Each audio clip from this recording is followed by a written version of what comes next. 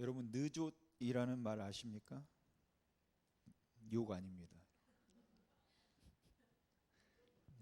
이 말은 느낌 좋다의 줄임말이라고 해요. 그래서 느좋남 하면 느낌 좋은 남자, 느좋녀 하면 느낌 좋은 여자입니다. 이건 단순히 외모가 잘생기고 이쁘다를 넘어서 그 사람이 주는 전체적인 바이브, 즉 분위기가 또 매력이 긍정적일 때 쓰는 말입니다.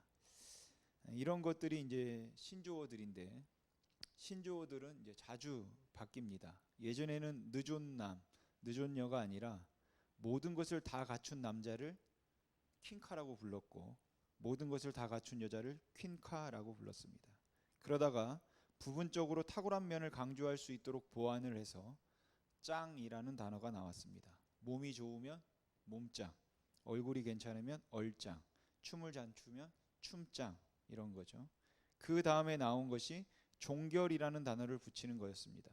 어떤 한 분야에서 비교나 토론의 대상이 없어 아주 끝내버렸다는 뜻에서 종결입니다.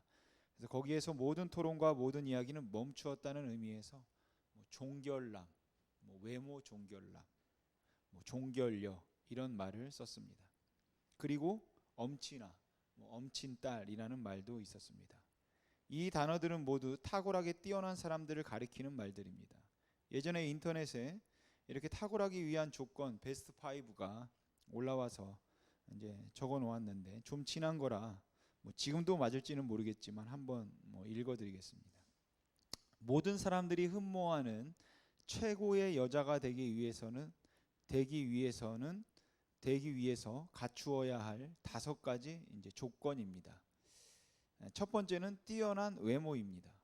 여기서 말하는 뛰어난 외모란 얼굴이 새하얗고 몸과의 균형이 잘 맞아야 하는 겁니다. 그래서 얼굴이 몸보다 너무 커도 안 되고 너무 작아도 안 됩니다. 그리고 치아가 골라야 하고 타이트한 옷을 입었을 때 어울려야 합니다. 두 번째 조건은 뛰어난 센스입니다. 옷을 입는 센스도 뛰어나야 할 뿐만 아니라 유머 감각도 뛰어나서 웃기는 말을 하면 즉각 웃을 수 있어야 합니다. 그러니까 오늘 제가 이야기하는데 웃지 않는 분들은 이미 조건 이제 탈락인 거죠. 하지만 정도가 지나쳐서 또 남자를 가지고 놀려고 하면 안 됩니다. 세 번째 조건은 예절을 잘 지키는 겁니다. 남자나 남자의 가족에게 무례하지 않고 약속 시간을 잘 지키고 한 번 얻어먹었으면 다음번에는 살 줄 아는 여자입니다. 네 번째로 머리가 좋아야 합니다. 자신의 일을 깔끔하게 처리할 줄 알고 독립적이고 생활 능력이 있어야 합니다. 그리고 다섯 번째는 마음이 고와야 합니다. 남자가 어렵거나 힘들 때 함께 힘들어할 줄 알고 항상 남자의 심기를 배려할 수 있는 사람입니다. 이 모든 것을 다 종합하면 결국 여자 중에 최고란 출중한 외모와 아름다운 내면이 조화를 이루고 영특한 두뇌로 슬기롭게 생활하며 예절이 바르고 참신함으로 자신을 돋보이게 하는 센스를 갖춘 여자입니다. 이쯤 되면 이런 여자가 있을까? 제 아내 말고 이런 여자가 있을까 하는 생각이 드는데 혹시 여러분 중에 목사님이 오늘 나를 위해서 이 설교를 준비하셨구나 라고 생각하는 여성분이 계신다면 아마 그분은 틀림없이 백설공주병을 앓고 계실 겁니다. 백설공주병이란 백만인이 설설 떠는 공포의 주제파악 불능병입니다. 그러면 혹시 목사 중에도 여러분 최고의 목사가 있을까요? 최고의 목사가 되기 위한 조건들이 있다면 어떤 것들이 있을까요? 우선은 뛰어난 외모입니다. 근데 목사의 뛰어난 외모란 깎은 듯이 잘생긴 것을 의미하는 것이 아니라 품위가 있어 보이고 온화하고 인자해 보이는 겁니다. 두 번째는 말을 잘해야 합니다. 설교도 잘해야 하고 일반 대화 중에도 재치와 유머 감각이 뛰어나야 합니다. 세 번째는 실력이 있어야 합니다. 다방면의 상식이 풍부하고 학문적인 깊이가 있어서 누구하고든지 대화를 나눌 수 있어야 합니다. 네 번째는 능력과 영성이 있어야 합니다. 하나님과 깊은 교제를 통한 신비한 체험이 있고 기도를 통해 문제를 해결하고 또한 교인들에게 실제적인 도움을 줄 수 있는 그러한 영적인 능력이 있어야만 합니다. 다섯 번째는 인품이 좋고 대인관계가 좋아야 합니다. 그래서 사람들의 존경을 받고 천부적인 어떤 지도력으로 모든 교인들을 포용할 수 있고 감싸 안을 수 있는 그런 너그러운 마음을 가지고 있어야 좋은 목사가 될 수 있습니다. 이 5가지를 전부 종합해 보자면 최고의 목사란 성령과 지혜가 충만하고 은혜와 능력이 충만하여 뭇 사람들의 칭찬과 존경을 받는 사람, 이 사람이 바로 최고의 목사입니다. 이런 목사가 있을까요? 저는 아니니까 안 보셔도 됩니다. 저는 이런 사람이 있을까 싶은데 초대교회에는 있었던 것 같습니다. 스데반은 초대교회에 정말로 존경받던 인물이었습니다. 그는 믿음과 성령과 지혜가 충만하여 초대교회의 가난한 사람들을 돕는 일을 맡아서 했습니다. 그렇게 그는 교회 일을 맡아서 할 수 있는 실력을 갖춘 온 교인들에게 인정받는 7사람 중에 한 사람이었습니다. 그래서 누가는 스데반에 대해 말하기를 은혜와 권능이 충만해서 큰 기사와 이적을 민간에 행했다고 했고 지혜와 성령이 충만해서 그와 변론하고 맞서서 이길 사람이 없었다고 했습니다. 그만큼 스데반의 실력이 탁월했다는 것입니다. 오늘은 이 스데반에 관해서 여러분과 함께 생각해 보려고 합니다. 여러분, 스데반은 기독교 역사에서 예수의 이름 때문에 죽었던 수많은 순교자 중에 최초의 순교자입니다. 그래서 거의 모든 기독교인들에게 너무도 잘 알려져 있는 인물이에요. 그런데 우리가 그러면 스데반을 잘 알고 있냐 생각해 보면 사실 스데반에 관해서 아는 것이 별로 없습니다. 스데반이 몇 살 때 순교를 당했는지도 알지 못하고 그가 어떻게 예수를 믿게 되었는지도 알지 못하고 그가 결혼을 했었는지 그에게 자녀가 있었는지조차도 우리는 알지 못합니다. 다만 그의 스데반이라는 이름 때문에 아마도 헬라파 유대인이었을 가능성이 높겠다고 짐작할 뿐이지 실제로 그에 관해서 알고 있는 것은 거의 없습니다. 하지만 우리는 사도행전 6장과 7장에 나와 있는 사건을 통해서 그의 인물됨은 조금 짐작해 볼 수 있을 것 같습니다. 그는 당시 유대인들에게 크게 존경과 칭찬을 받았던 인물이었습니다. 그에게는 주님을 뜨겁게 사랑하는 마음이 있었고 의와 진리를 위해 목숨을 걸고 죽을 각오도 되어 있던 열정도 있었습니다. 그렇게 그는 열정적인 사람이면서 동시에 아주 자상한 사람이었습니다. 교회 분쟁이 일어났을 때 양쪽 파에 있던 사람들이 스데반이라면 공정하고 깔끔하게 문제를 해결해 줄 수 있을 거라고 생각할 만큼 공평하고 자상한 사람이었고 포용력이 있는 사람이었습니다. 동시에 그는 영적인 체험도 가지고 있던 사람이었습니다. 그래서 기적도 많이 베풀었다고 했고 병자들을 위해서 기도해서 낫게 한 경험도 많이 가지고 있었습니다. 그렇게 기도를 많이 해서 스데반이 하늘로부터 능력을 받았다고 기적만 베풀고 다니는 사람도 아니었습니다. 그는 지식과 지혜를 갖춘 실력이 있는 사람이었습니다. 각 지방에서 온 사람들과 회당에서 변론할 때 아무도 스데반을 이길 수 없다고 했고 말로는 도저히 스데반을 이길 수 없었기 때문에 거짓 증인들을 세워서 스데반을 모함하려고까지 할 정도로 그는 거의 완벽하게 자기 입장을 증명할 수 있고 또한 자기 입장을 표현할 수 있는 사람이었습니다. 그뿐만 아니라 스데반은 탁월한 설교가였습니다. 사도행전 7장에 나오는 그의 설교는 하나님의 구원 계획이 단지 유대인들에게 뿐만 아니라 이방인들에게도 임했다고 선포하는데 지금까지도 많은 학자들이 최고의 설교다라고 평가할 만큼 탁월한 설교입니다. 그래서 아이러니하게도 스데반은 자신의 순교에 가장 큰 몫을 감당했다가 나중에 그리스도인이 되었던 이방인의 선교사 바울의 성각자라는 평도 받을 정도입니다.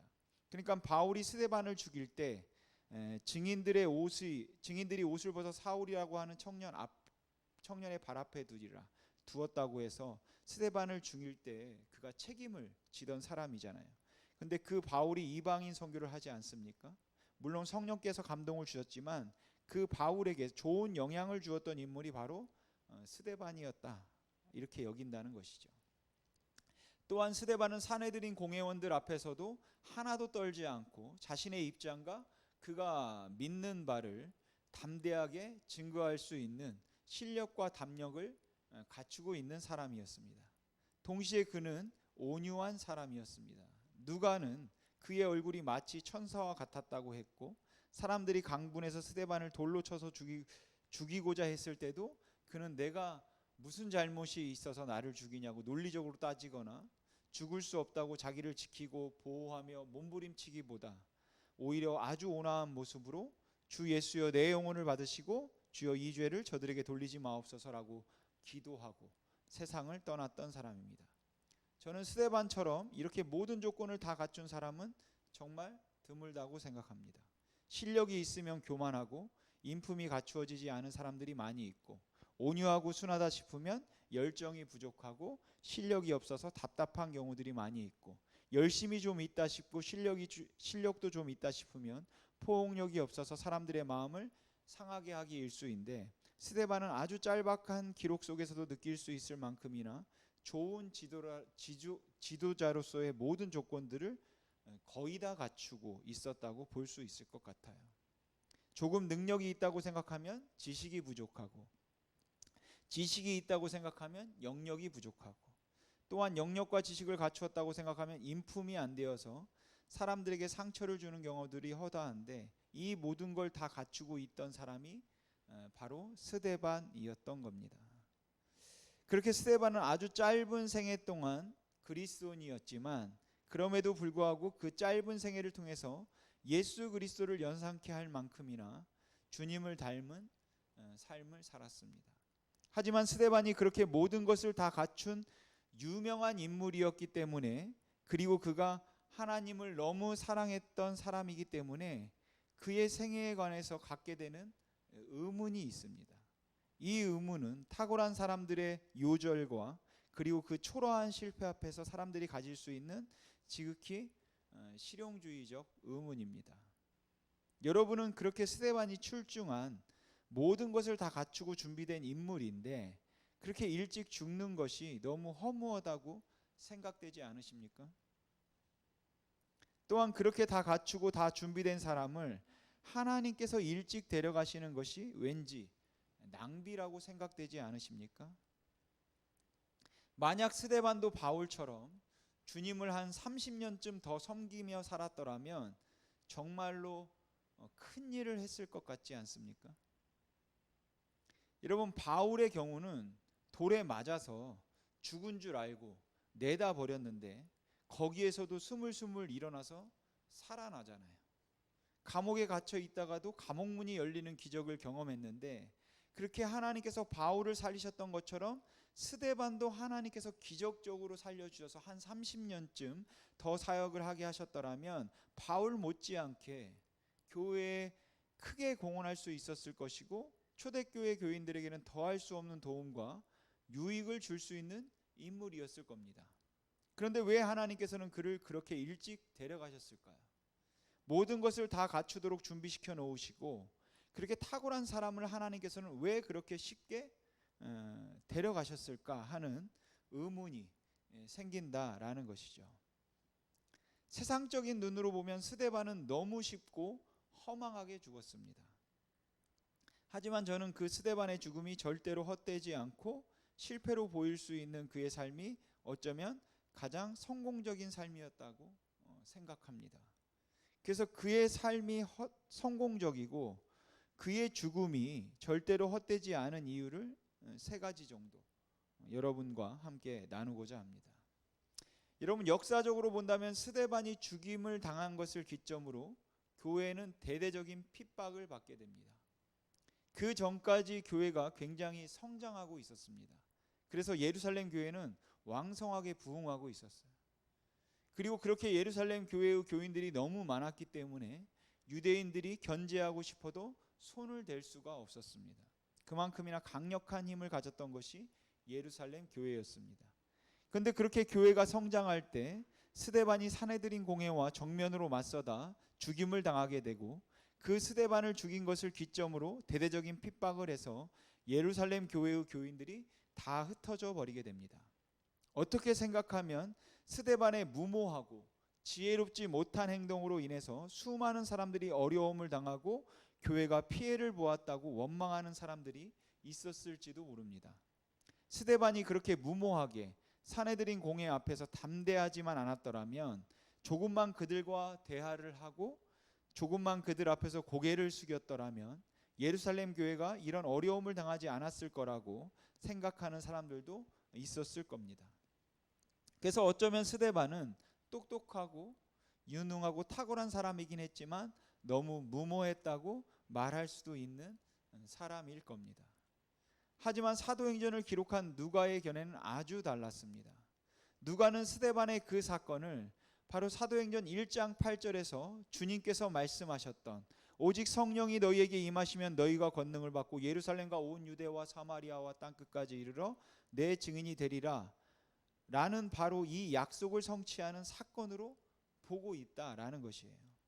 여러분, 예루살렘에서 교회가 성장하기 시작하고 교인들이 점점 늘어나기 시작할 때 이 예루살렘에 있던 교회가 흩어지려고 하지 않았습니다. 주님의 말씀대로 이제 이 예루살렘에서부터 온 유대와 사마리아와 땅끝까지 나가야 하는데 그러지 않았습니다. 근데 그 온 교인들이 어떻게 세상으로 흩어지게 되었는가 하면 적어도 사도행전에서는 누가가 강조하고 있는 바는 스데반의 죽음을 통해서 교회가 핍박을 받기 시작하고 그 핍박 때문에 교인들이 흩어지기 시작하여서 그 흩어진 사람들이 온 유대와 사마리아와 땅끝까지 이르러 복음의 증인이 되었다고, 드디어 복음이 온 땅으로 흩어지게 되었다는 걸 말하고 있다라는 것이죠. 스데반이 아무것도 아닌 것 같았지만, 또한 그의 죽음이 교회를 어렵게 만든 것 같았지만, 하나님의 거룩한 계획 가운데 스데반의 순교는 사실은 선교를 시작하게 만드는 첫 분기점이 되었다는 겁니다. 그렇게 스데반의 순교의 피는 기독교가 전 세계를 향해서 진일보하는 결정적 계기가 되었던 것입니다. 이렇게 하나님께서는 때로는 의인들의 고난을 통해서 큰 역사를 이루십니다. 두 번째로 스데반의 죽음이 헛되지 않은 이유는 바울이라고 하는 인류 역사상 최고의 선교사를 배출해내는데 큰 영향을 주었기 때문입니다. 어거스틴이 말하기를 스데반이 기도하지 않았더라면 교회는 바울을 가질 수 없었다라고 했을 만큼 스데반의 사역과 바울의 사역은 아주 밀접한 관계를 가지고 있습니다. 여러분, 스데반은 탁월한 사람입니다. 스데반은 정말로 모든 것을 갖추었다 싶을 만큼 훌륭한 목회자라고 불러도 틀리지 않을 겁니다. 하지만 스데반보다 바울이 더 탁월했던 면이 있다면 그건 선교사로서의 탁월함이었다고 생각합니다. 하나님께서는 교회가 선교의 사역을 감당하게 하려고 스데반을 데려가시고 대신에 바울을 인류 역사에 드러나도록 만드셨다라는 것이죠.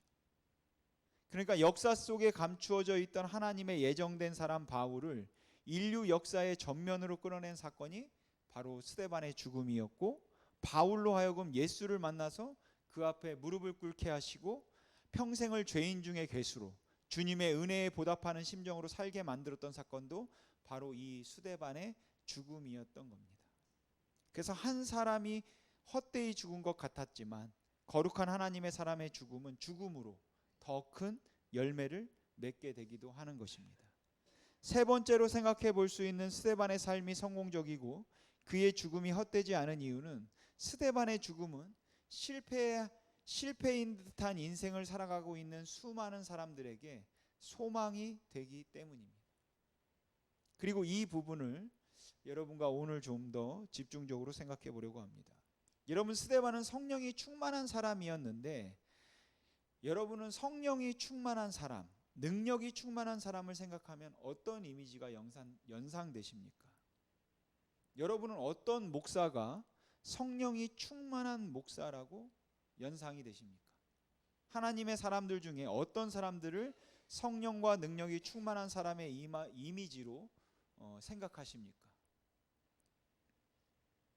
어쩌면 감히 가까이 할 수 없는 근엄함과 누구도 함부로 할 수 없는 두려움이 느껴지는 사람이 성령이 충만한 사람의 이미지로 그렇게 생각할지도 모르겠습니다.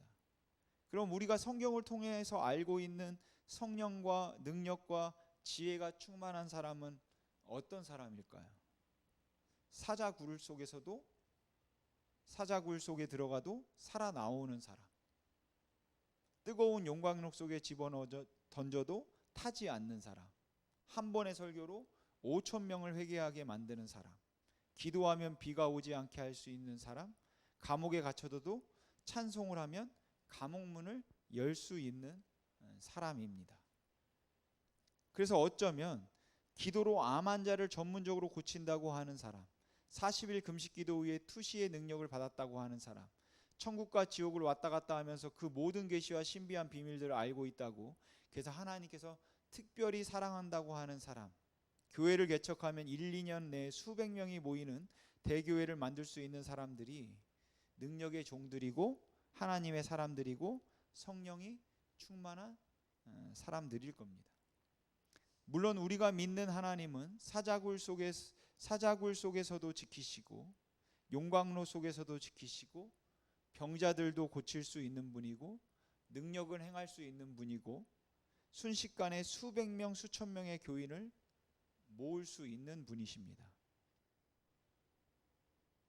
그 성경에 기록된 사건들은 모두가 다 사실입니다. 그래서 빠르게 교인을 성장시키는 사역자들, 기도하면 기도한 대로 이루어지는 능력의 종들이라고 불리는 사람들, 우리가 무조건 매도하면 안 될 겁니다. 그들은 다 하나님께서 사용하시는 하나님의 사람일지도 모릅니다. 왜냐하면 하나님께서 원하신다면 충분히 가능한 일이기 때문입니다.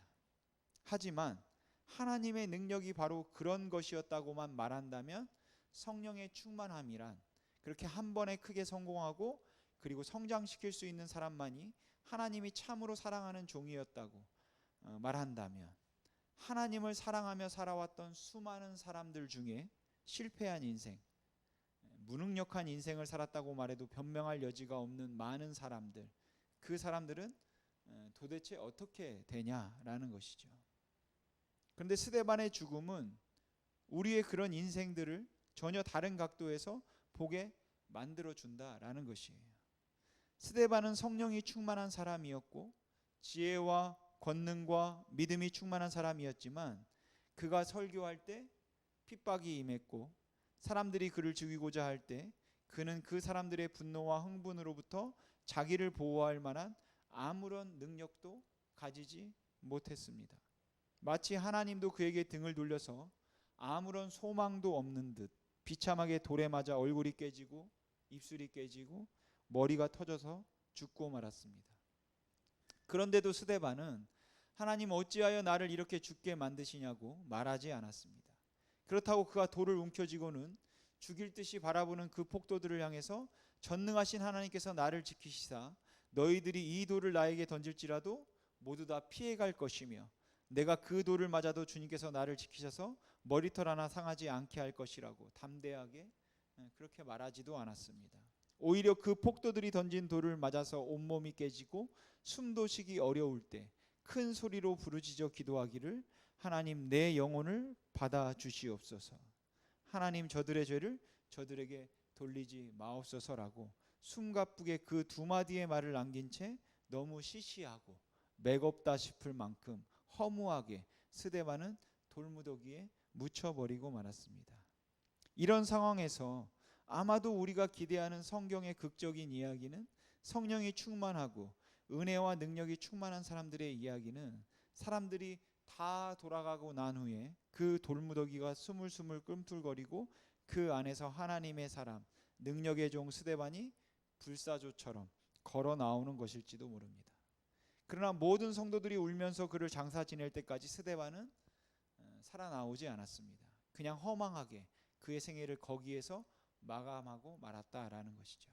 그런데 성경은 그를 성령이 충만한 사람, 그리고 지혜와 권능과 믿음이 충만한 사람이었다고 말한다라는 것이에요.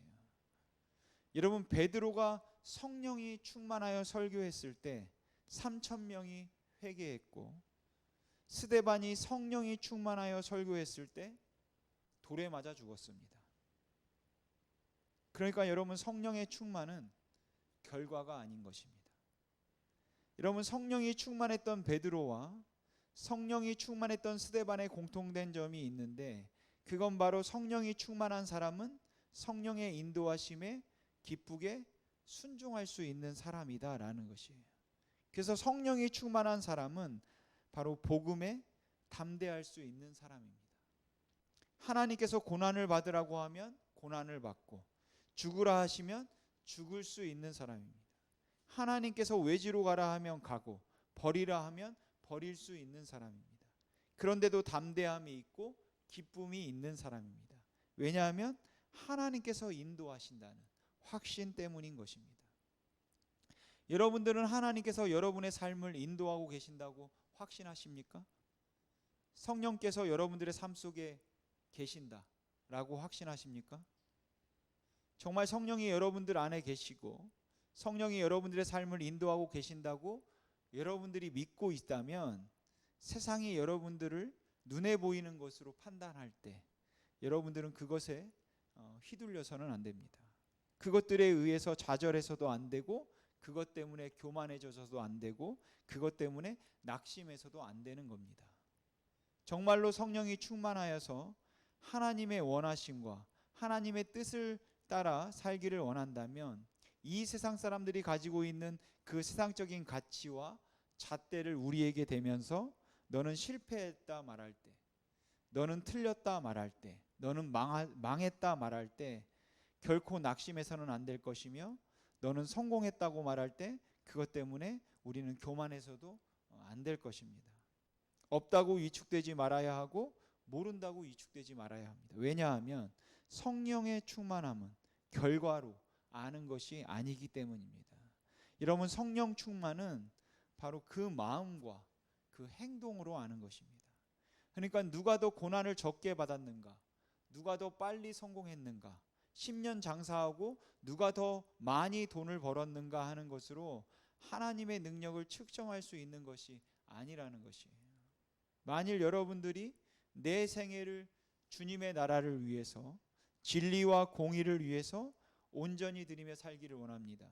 어찌 인도하시든 주님께서 원하시는 대로 살기를 정말로 간절히 원합니다 라는 그 마음의 소원을 가지고 있어서 그 소원에 가슴 벅찰 수 있다면, 여러분들이 바로 성령이 충만한 사람들인 겁니다. 비록 삶이 어렵지만, 비록 내 삶에는 왜 이렇게 척박한 일들만 많이 생기는지 너무너무 힘들어서 견딜 수가 없지만, 그럼에도 불구하고 내 삶을 주관하시는 그 하나님의 은혜가 너무 귀하고 좋아서 오늘도 주님 앞에 찬양하고 싶고, 오늘도 내 삶을 주님 앞에 드리고 싶고, 오늘도 내가 그 하나님의 은혜 때문에 감격이 되어서 견딜 수 없는 그 뜨거운 마음을 여러분이 가지고 계신다면, 여러분들이 실패한 인생을 사는 것 같다 할지라도 여러분은 성령이 충만한 사람들이다 라는 것이에요. 그래서 우리는 이 세상 사람들이 성공한 것을 가지고, 교회가 얼마나 컸는가를 가지고, 교인이 몇 명인가를 가지고 성령이 충만하다고 말하고, 그것들을 가지고 능력의 종이라고 말하고, 하나님이 나와 함께 하시는 증거라고 말하는 그 어리석음을 우리가 외면할 줄 알아야 하는 것입니다. 정말 중요한 것은 내 안에 하나님의 복음과 주의 뜻을 위해서 순종할 마음이 있는가, 그것입니다. 그래서 어려움에도 불구하고, 힘듦에도 불구하고, 너무 피곤하고 너무 낙심되는 경우가 많은데도 불구하고 몇 명 안 되는 사람들을 붙들고 그들을 주님 앞에 세우기 위해서 최선을 다해서 그들을 섬겨주고 사랑하고, 그들 앞에서 하나님의 말씀을 선포하기 위해서, 하나님의 말씀대로 살아가는 삶의 본을 보이기 위해서 눈물을 흘리고 살아가는 선교사님들, 사역자들을 무능한 종들이라고 말하면 안 된다라는 것이죠. 그 안에 주의 뜻을 따라 살겠다는 마음이 있다면 그들이 바로 하나님의 사람들인 겁니다. 여러분, 우리가 베드로가 설교할 때 3,000명이 회개하는 것을 보면서 주의 능력이 함께했다고 말할 수 있다면, 스데반이 돌에 맞아 죽으면서 주님 저들을 용서해 주시옵소서라고 말하는 그의 죽음 앞에서도 그 스데반도 주의 능력이 함께하는 하나님의 사람이었다고 말할 수 있어야 한다라는 것이죠. 우리 주변에 있는 사람들을 보면서, 아니 여러분의 현재 삶의 모습을 보면서, 여러분들의 모습이 비록 세상이 보기에는 초라해 보여도, 너무 나약하고 형편없어 보여도, 그럼에도 불구하고 지금도 여러분의 마음속에 주님의 원하심을 따라 살고 싶습니다. 비록 내가 세상에서는 자꾸 위축되는 것 같지만 하나님께서 나와 함께 하시고 하나님이 나를 사랑하신다는 확신만 붙들 수 있다면, 그러면 주님, 저는 기쁘게 살 수 있겠습니다. 그 고백이 여러분 안에 살아 있으면, 그리고 여러분들의 마음을 뜨겁게 할 수 있으면 그것이 성령의 충만함인 겁니다. 또한 그것이 바로 하나님의 사람들의 모습인 것입니다. 저도 그렇고 여러분도 그렇고 오늘 우리가 모두 다 함께 원하는 것은 성령 충만한 삶일 겁니다. 그러나 우리가 원하는 성령의 충만함이라는 것이 그 성령의 충만함으로 성공하고 부자가 되는 것이 아니어야 합니다. 물론 부자가 되는 사람도 있을 겁니다. 그리고 또한 크게 일어서는 사람도 있겠죠. 하지만 그 결과에 의해서 우리가 성령의 충만함을 말하는 것이 아니라면, 저와 여러분이 오늘도 기도하고 원하는 것은, 그 성령의 충만함은 바로 하나님과 동행하는 삶인 것이고 주님을 경험하는 삶인 것입니다. 우리가 부흥을 원하고 성장을 바라서 하나님 힘이 있는 교회가 성령이 충만한 교회가 되어서 그 성령의 충만함으로 내년에는 100명, 200명을 넘길 수 있게 해 주시옵소서. 물론 그럴 수 있을 겁니다. 하지만 그건 주님이 하실 일입니다. 오늘 저와 여러분이 하나님 앞에 기도해야 하는 성령이 충만한 교회는 하나님과 동행하는 교회, 하나님의 뜻에 순종하는 교회, 하나님의 뜻을 이루는 교회, 하나님이 기뻐하시는 일에 우리의 희생과 고난과 우리의 약함까지도 자랑할 수 있는 교회입니다. 그 교회가 바로 성령이 충만한 교회인 것입니다. 여러분, 성령의 충만함은 결과적 현상이 아니라 하나님을 전적으로 의지하는 삶의 자세이며 하나님과 동행하는 삶이고, 여러분 주님을 경험하는 삶임을 잊지 마시기 바랍니다. 그걸 오늘 스데반의 삶과 죽음을 통해서 보게 되는데, 저와 여러분의 삶이 스데반처럼, 그렇다고 스데반처럼 죽으라는 것은 아니니까 여러분 오해하지 마시고 스데반처럼 복음과 주님의 뜻에 순종하며 사는 삶이 되시기를 주님의 이름으로 소망합니다. 기도하겠습니다.